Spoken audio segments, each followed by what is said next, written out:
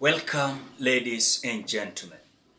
William Ruto is in a kind of confusion as what you always, of course, witness during his daily roadside rallies after launching and commissioning his several projects across the Republic of Kenya.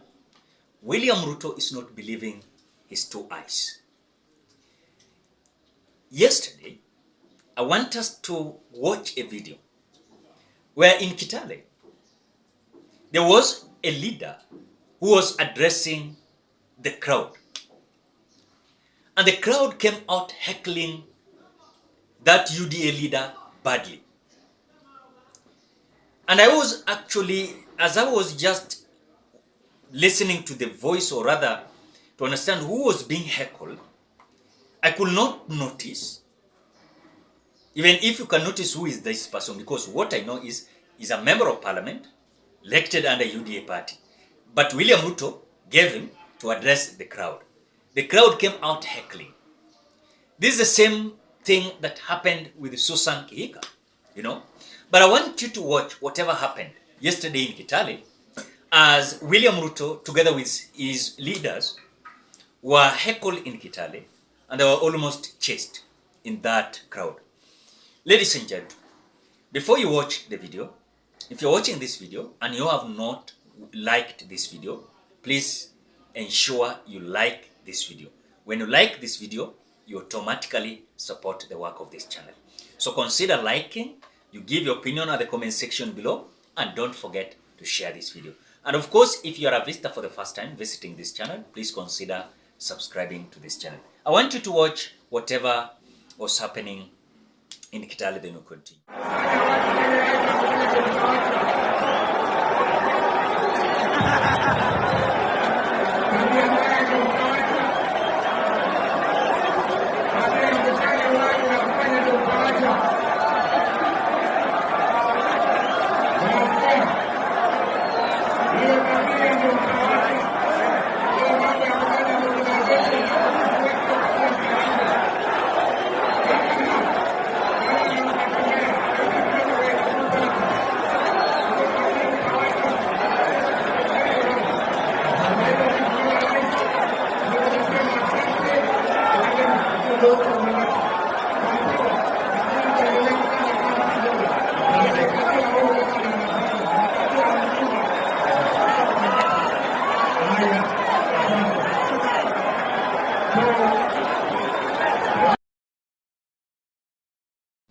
Again, at the same time, Susan Kihika was heckled in Nakuru, Kuresoi, when William Ruto went to commission the completion of these houses in Nakuru.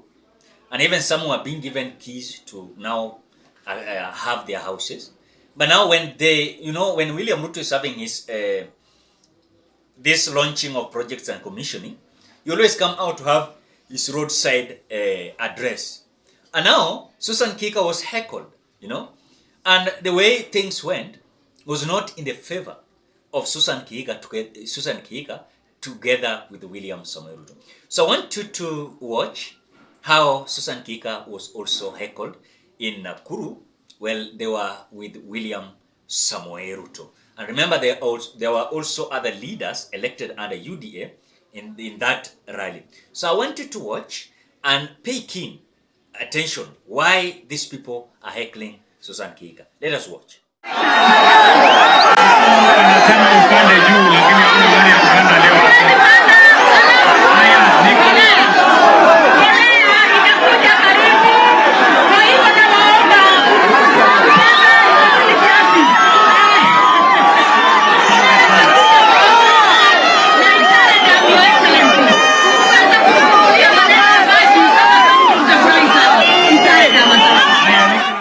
Something that also I want you to understand is that these close allies of William Ruto, they are going to pass a very kind of hectic moment. Why am I saying that? The ground has already identified that these people, they are having just stories. compared to initially when they were serious on what they were going to do. They have instrument of powers now. They have what entails for them to work. You know, they have the resources. So for them, they're coming out to tell the common mwananchi stories after stories. The same thing happened to Kipchumba Murkomen in Baringo, you know, where Kipchumba Murkomen was even chased from the podium. And he was told that he was lying, live, you know. This is something that also we saw in Bomet. At that time where William Ruto attended a Thanksgiving ceremony in Bomet. What did we saw was his cabinet minister, Davis Chirchir, being heckled by his own people. What was the signal there? People are tired and they're not willing to listen to William Samoei Ruto and his cronies. At the same time, we are coming out to internalize this thing, is that William Ruto is now being heckled everywhere. He is being heckled everywhere. Akienda Mombasa, lazima akuwe heckled. Akienda Mount Kenya, lazima akuwe heckled. Akienda Western, lazima akuwe heckled. Akienda Nakuru, the same, even his own county. These people always come out to understand that these people are lying to us. So, si kitu mara kwanza tunaona hii kitu kifanyika. You saw, by the way, in Kitui, when the CS of William Ruto, Penina Malonza, was heckled. And even she was almost chased from that barrier, as she was busy and trying to defend William Ruto's bottom-up economy, you know. So I've realized that this heckling is not as usual. Si kitu kawaida. And this is going to pressure William Ruto into a tight corner. Why? Because I remember when the UDA brigade met at State House, these members of parliament came out telling William Ruto the truth. That, look, our popularity is dropping. Why? The ground is hostile. What we promised the people is not what they are seeing today. We talked about the fuel being dropped. We talked about unga being dropped at 70. We talked about many things during the campaign. So initially, it seems like William Ruto was just using this hustler narrative as a tool for him to have power. After having power, then things to stop like that.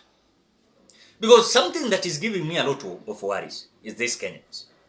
One, this man told the Kenyans, and that is why I want you to understand why he's being heckled.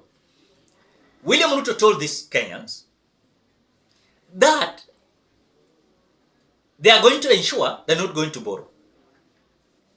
Asubuhi leo, today, this morning, I read a news saying that William Ruto, or rather the loan of IMF 150 billion Kenyan shillings was approved. Now the government of Kenya Kwanza, they are going to receive the 150 billion Kenyan shillings. At the same time, Kenyans, muliambiwa kwamba hawakopi. Muliambiwa kwamba hawaendi kukopa. What went wrong? At the same time, you're being told, taxes iko juu kwa sababu hatutaki kukopa. So hao watu wanasanya taxes, at the same time wanakopa, na kuna kitu chochote wanafanya ya maana. What is this thing that William Ruto has done that can be substantiated? Tell me today.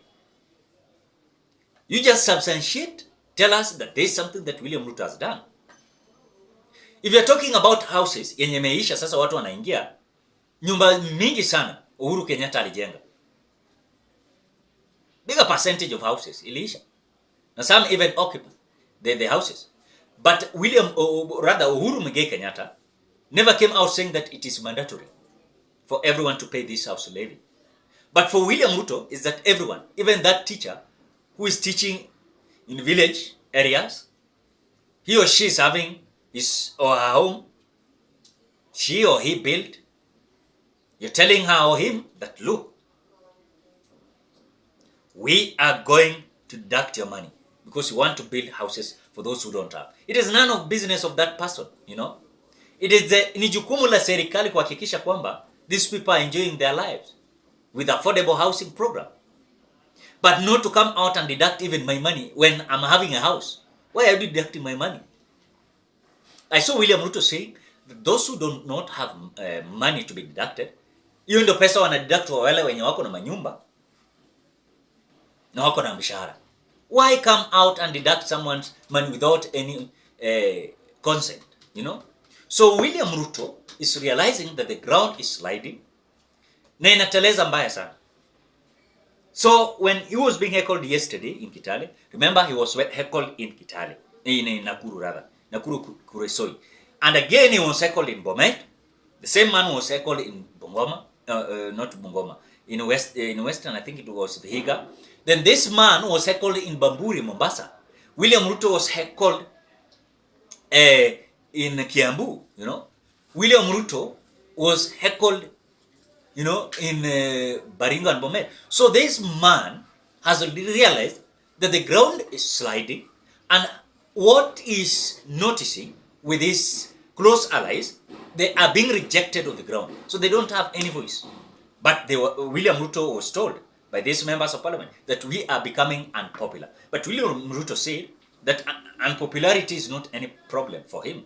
That is whatever William Ruto said. So for me, when William Ruto is being heckled together with his close allies, it is because the ground is becoming hostile and slippery. Ladies and gentlemen, what do you think? Drop your opinion at the comment section below. Otherwise, thank you so much because of your support. Please consider subscribing, liking, commenting, and sharing this video.